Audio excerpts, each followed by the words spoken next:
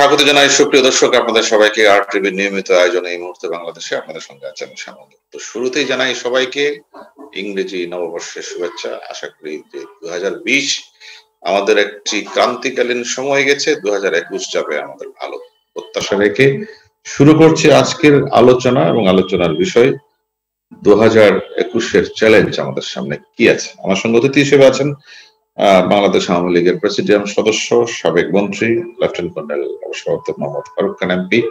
ফারুক খান, আপনাকে স্বাগত জানাচ্ছি।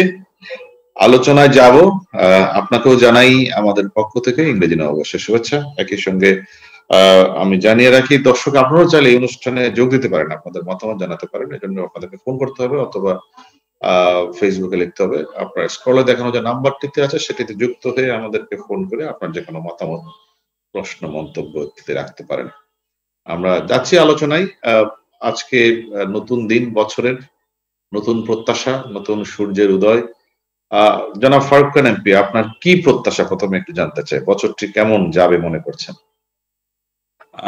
সব থেকে প্রথমে আমি RTV কে আন্তরিক ধন্যবাদ জানাই এবং RTVর মাধ্যমে RTV সকল কলাকুশলী তাদেরকে এবং তাদের মাধ্যমে সারা দেশবাসীকে এবং প্রবাসে বাংলাদেশে যারা আছেন তাদের সকলকে ইংরেজি নববর্ষ বা হ্যাপি নিউ ইয়ার জানাচ্ছি। কিছু বলার আগে সব থেকে প্রথমে আমি গভীর শ্রদ্ধায় স্মরণ করছি। আপনারা জানেন যে আমরা এই মুহূর্তে বঙ্গবন্ধুর জন্ম শতবার্ষিকী পালন করছি। গভীর শ্রদ্ধায় স্মরণ করছি সর্বকালের সর্বশ্রেষ্ঠ বাঙালি আমাদের জাতির জনক বঙ্গবন্ধু শেখ মুজিবুর রহমানকে এবং তার আত্মার মাগফিরাত কামনা করছি। গভীর শ্রদ্ধায় স্মরণ করছি আমাদের মহান মুক্তিযুদ্ধে শাহাদাত বরণকারী সকল বীর মুক্তিযোদ্ধাদের। গভীর শ্রদ্ধায় স্মরণ করছি 15ই আগস্টের কালো রাত্রিতে বঙ্গবন্ধুর সাথে শাহাদাত বরণকারী বেগম মুজিব সহ তার পরিবারবর্গ এবং সেই সাথে আমাদের জাতীয় চার নেতা এবং বিশেষভাবে কোভিড-19-এর সময় বাংলাদেশ আওয়ামী লীগের সিনিয়র নেতা নাসিম ভাই, সারা আপা, আমাদের আব্দুল্লাহ ভাই, তারা ইন্তেকাল করেছেন এবং দেশে প্রবাসী এবং বাংলাদেশে তাদের সকলের আত্মার মাগফিরাত কামনা করছি। স্বাভাবিকভাবে আপনি আমাকে যে প্রশ্নটা করেছেন, আপনি ঠিকই বলেছেন আপনার প্রারম্ভিক বক্তব্যে যে 2020 সাল বাংলাদেশের জন্য, ইনফ্যাক্ট সারা পৃথিবীর জন্য একটা খুবই চ্যালেঞ্জিং বছর গেছে। কোভিড-19-এর মতো একটা সংক্রমণ ব্যাধিতে সকলে হিমশিম খেয়েছে। আমরা বাংলাদেশে বরং সুখী হতে পারি এই কথা বিবেচনা করে যত শেখ হাসিনার নেতৃত্বে, বাংলাদেশ আওয়ামী লীগের নেতৃত্বে বাংলাদেশের জনগণ সাহসের সাথে এবং বুদ্ধিমত্তার সাথে কোভিড-19-কে মোকাবেলা করেছে, যার কারণে পৃথিবীর অনেক বড় বড় দেশ যারা অনেক উন্নত স্বাস্থ্য ব্যবস্থা আছে বলে গর্ব করে, বাংলাদেশ থেকে আমরা অনেকে সেসব দেশে আমাদের স্বাস্থ্য ভালো রাখার জন্য যাই, সেসব দেশ থেকে বাংলাদেশ অনেক ভালোভাবে কোভিড-19-কে ম্যানেজ করেছে। আমাদের দেশের জনগণ তারাও দেখিয়েছে যে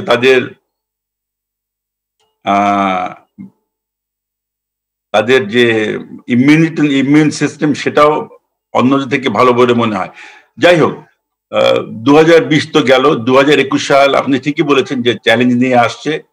আমার মতে সব থেকে প্রথম চ্যালেঞ্জ হচ্ছে এই কোভিড-19-কে সঠিকভাবে মোকাবেলা, অর্থাৎ এটার ম্যানেজমেন্টটা সঠিকভাবে করার জন্য আমরা ভুলে না যাই যে সেকেন্ড ওয়েভ আসলো কি আসলো না, নাকি তার জন্য ওয়েভ করব, নাকি অনেক হয়েছে। কারণ গতকালকে রাত্রেবেলা আমার মনে হলো যে সারা বাংলাদেশের লোক, ঢাকা শহরে তো অবশ্যই মানুষজন কিন্তু নিজের বাড়ির ছাদে উঠে যে এরকম আনন্দ ফুর্তি করেছে, ফানুস উড়িয়ে, তারাবাতি এবং বিভিন্ন ভাবে, এতে মনে হচ্ছে যে অনেকে হয়তো ভাবছে যে বোধহয় কোভিড-19 বিদায় হয়ে গেল। ফারুক খান, মানুষ উৎসব করছে, আনন্দ করছে করোনার মধ্যেও থেকেও, তাদের এটাও একটা ইতিবাচক দিক। মানুষকে রাখতে হবে। আমি এটাই বলছি, এই ইতিবাচক দিকটা খুব ভালো। এটাকে আমাদেরকে ইতিবাচক ভাবে আমাদের অর্থনীতির দিকে, উৎপাদনশীলতার দিকে নিতে হবে। কিন্তু গতকালকের আনন্দ দেখে আমার খুব ভালো লেগেছে, বা সেই সঙ্গে আমি একটু শঙ্কিত হয়েছি তারা যেন ভুলে না যায় যে কোভিড-19 এখনো আছে আর আমাদের বাংলাদেশে এখন শীতকাল চলছে। এনিওয়ে, আরেকটি নিশ্চয়ই মানুষ আনন্দ করবে, ফুর্তি করবে এবং সামাজিক যে নিরাপত্তা বিধি বিধান বা কোভিড-19-এর যে বিধিবিধান গুলো আছে সেগুলো মেনে চলবে, সেটা আমরা প্রত্যাশা করি। আমি একটু সরাসরি আপনার কাছে একটি প্রশ্নে যেতে চাই। আমরা একটি নতুন বছর মানে অনেক অনেক প্রত্যাশার একটা জায়গা নতুন সময়। একজন রাজনীতিবিদ হিসেবে আপনি কি মনে করেন বর্তমান যে বিদ্যমান রাজনৈতিক পরিস্থিতি তাতে আপনি খুশি কিনা? আমি তো মনে করি বাংলাদেশের বিদ্যমান রাজনৈতিক পরিস্থিতিতে অখুশি হবার কোনো কারণই নেই, বরং আমি খুশি।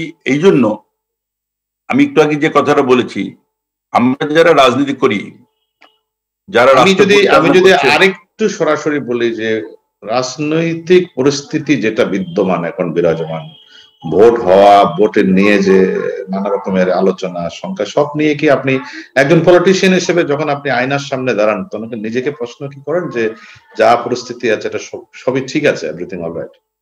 আমি তো কোনো কারণ দেখি না আমাকে বা কাউকে প্রশ্ন করার। কারণ বাংলাদেশ একটা গণতান্ত্রিক রাষ্ট্র হিসাবে বাংলাদেশের প্রতিটি পর্যায়ের স্থানীয় সরকারের নির্বাচন হচ্ছে। আমাদের জাতীয় নির্বাচনের যেখানে যেখানে কেউ মৃত্যুবরণ করেছেন সেখানে উপনির্বাচনগুলি হচ্ছে। এবং আপনি হয়তো আমাকে দু তিনটা জিনিসের দিকে পয়েন্ট আউট করছেন যে ভোটার বেশি আসছেন না। ভোটার বেশি না আসার জন্য আমার মনে হয় একটা বড় কারণ হচ্ছে দেশের যে উন্নয়ন হয়েছে। আপনারা দেখবেন বিশ্বের অন্যান্য উন্নত দেশে কিন্তু ভোটার খুব কম। আমেরিকান যুক্তরাষ্ট্রে 25 থেকে 30% উপরে লোক ভোটার যায় না। কেন? রাষ্ট্র যখন অনেক উন্নত হয়ে যায়, জনগণের যখন মৌলিক চাহিদাগুলি আস্তে আস্তে মানে পূরণ হয়ে যায়, তখন তারা অনেকেই ভোট দিতে আসে না। আমি মনে করি বাংলাদেশে সেই ধরনের একটা অবস্থা। আগে মানুষ ভোট দিতে আসতো যে ভোট দিলে বিদ্যুৎটা পাবো। বাংলাদেশের অর্থনৈতিক উন্নয়নের কারণেই কি বাংলাদেশটা আমি ভোটার বিমুখ হচ্ছে? একটা কথা বলছি না, আমি একটা বলছি, এটা একটা কারণ যে অর্থনৈতিক উন্নয়ন হয়েছে, যার জন্য অনেকে মনে করে যে আমার ঘরে তো বিদ্যুৎ এসে গেছে, আমার বাড়ির পাশে রাস্তাটা এসে গেছে, তো সুতরাং তারা ভোটের আগ্রহ। বাংলাদেশের একটা চায়ের দোকানে যে রাজনীতির ঝড় বয়ে যায়, পৃথিবীর কোনো চায়ের দোকানে এটা হয় না। বাংলাদেশের মানুষ অনেক বেশি পলিটিক্যালি কনসিয়াস, কিন্তু ভোট বিমুক্ত হচ্ছে না। ভোটটা যেভাবে হচ্ছে, আপনি খুশি কিনা এর জন্য? আমি তো বললাম যে আমি খুবই খুশি।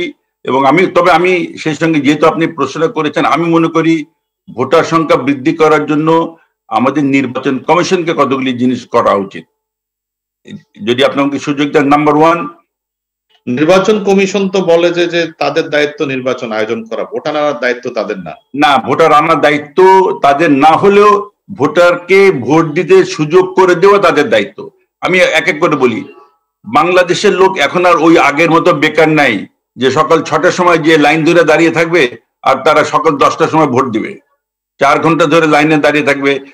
সুতরাং বুথের সংখ্যা বাড়াতে হবে, ভোট কেন্দ্রের সংখ্যা বাড়াতে হবে। আমি মনে করি আমেরিকা যুক্তরাষ্ট্রে সকাল 8টায় ভোট গ্রহণ শুরু হয়, রাত্রি 10টায় শেষ হয়, যাতে যারা অফিসগামী তারা অফিস শেষ করে এসে ভোট দিতে পারে। তারপর পোস্টাল ব্যালটের সুবিধা আছে। আমাদেরকে আস্তে আস্তে এই ব্যবস্থাগুলিকে বুঝতে হবে। একটা লোক মনে করেন গুলশান বনানী অনেক জায়গায় গাড়ি নিয়ে যেতে পারে না, তা আপনি কি মনে করেন আপনি আপনার বাড়ি থেকে হেঁটে হেঁটে ভোট কেন্দ্রে যাবেন, যেটা 2 থেকে 3 মাইল দূরে? এই যে জিনিসগুলো আমি বললাম, এই ব্যবস্থাগুলিকে আস্তে আস্তে আমাদেরকে চিন্তা করতে হবে। সেগুলো তো আপনারা দলীয় ফোরাম থেকে নির্বাচন কমিশনকে পরামর্শ দিতেই পারেন। আমরা দিচ্ছি এবং আমি মনে করি নির্বাচন কমিশনও বলেছে যে তারা পোস্টাল ব্যালটের কথা চিন্তা করছে। আমার মনে হয় এই জিনিসগুলি যদি, এই সুযোগগুলি যদি বাড়ে, তখন ভোটার সংখ্যা আরো বাড়বে এবং আরো বাড়বে। আমি আসছি আপনার কাছে কমরেড ফারুক খান। আমাদের সাথে একজন টেলিফোনে যুক্ত আছে, আমরা ফোনটা একটু নিয়ে আসি, নিশ্চয়ই তার কিছু মন্তব্য প্রশ্ন আছে। কে বলছেন, কে যুক্ত আছেন আমাদের সঙ্গে? আপনার নাম পরিচয় বলে প্রশ্ন করুন। আমি আলমগীর বলছিলাম, আমি গার্মেন্টস শ্রমিক। আমি মাননীয় সাবেক মন্ত্রীর কাছে, বাণিজ্য মন্ত্রীর কাছে আমার প্রশ্ন, এখন উনি এমপিও আছে, প্রশ্ন আমার যে আমি আওয়ামী লীগকে অনেক ভালোবাসি, মন থেকে ভালোবাসি, কিন্তু আমাদের বর্তমান বাজারের অবস্থা, এখন সারা দেশে ধান উঠছে, চাউলের দাম কেজিতে 10 টাকা বাড়ছে, 10 টাকা 15 টাকা বাড়ছে। আর বর্তমানে আলু, আপনার নূতন আলু উঠছে, সে নূতন আলুর কেজিও 50 টাকা। পেঁয়াজ উঠছে, পেঁয়াজের কেজিও 50 টাকা। তরকারি বাজারে অবস্থা অভাব নাই, কিন্তু আপনার পাইকারি মার্কেটের চেয়ে খুচরা বাজারে দ্বিগুণেরও বেশি দাম আছে বাজারে। আজকে বছরের প্রথম দিনও বাজারে অনেক দাম। এটা নিয়ে আপনার এটা কি আপনার বক্তব্যটা, প্রশ্নটা যদি একটু বলেন সরাসরি।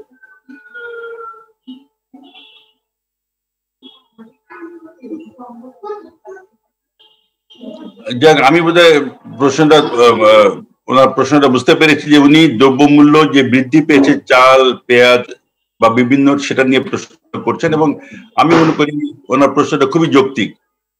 এই কথাটা কারেক্ট যে বিগত কয়েক মাসে বিভিন্ন কারণে চালের দাম, পেঁয়াজ বা আলুর দাম বেড়েছে। আমরা যদি সার্বিকভাবে দেখি, এই দাম বাড়ার পিছে একটা কারণ হচ্ছে কোভিড-19 জনিত যে সমস্যাগুলো হয়েছে। অনেক জায়গায় ধান ঠিকভাবে রোপণ করা যায়নি এই সময়। কর্নেল ফারুক খান, কালকে আমাদের মাননীয় কৃষিমন্ত্রী বলেছেন যে মিলারদের কারসাজি আছে চালের মূল্য বৃদ্ধি।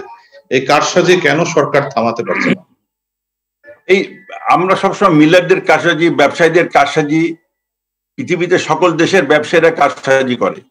আপনি ইউনাইটেড নেশনসে যান, যখন জেনারেল অ্যাসেম্বলি মিটিং হয় তখন পাশের হোটেলগুলি প্রত্যেকটা দাম বেড়ে যায়। By that I am not going to say that বাংলাদেশের দাম বাড়া উচিত। মাননীয় কৃষিমন্ত্রী যে কথাটা বলেছেন, কথাটা কারেক্ট। আমাদেরকে মিলারদের কারসাজি, এগুলিকে চিহ্নিত করতে হবে, উৎপাদন বাড়াতে হবে, এবং ইতিমধ্যে সরকার ব্যবস্থা নিয়েছে, বিদেশ থেকে চাল আমদানি করার সিদ্ধান্ত নেওয়া হয়েছে। চালের উপরে যেটা শুল্ক আছে সেই শুল্ক কমানো হয়েছে। সুতরাং আমি করি যে আস্তে আস্তে চালের মূল্য কমবে, এবং অন্যান্য যে আলু এবং পেঁয়াজ এগুলি নতুন বাজারে আসলে, সাধারণত বাংলাদেশে আলু পেঁয়াজের দাম সেপ্টেম্বরের পরে কিছুটা বাড়তে থাকে, কারণ আমাদের স্টক কমে আসে। আমি আশা করি এগুলি আগামী কয়েকদিনের মধ্যে হয়তো যত আমি ফিরবো আলোচনায়।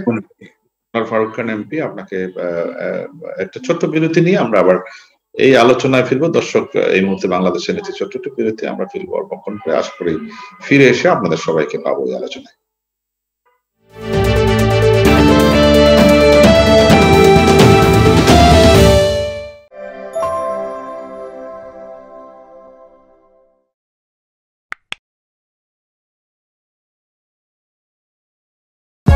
For more updates, subscribe and press the bell icon on YouTube app and never miss another update.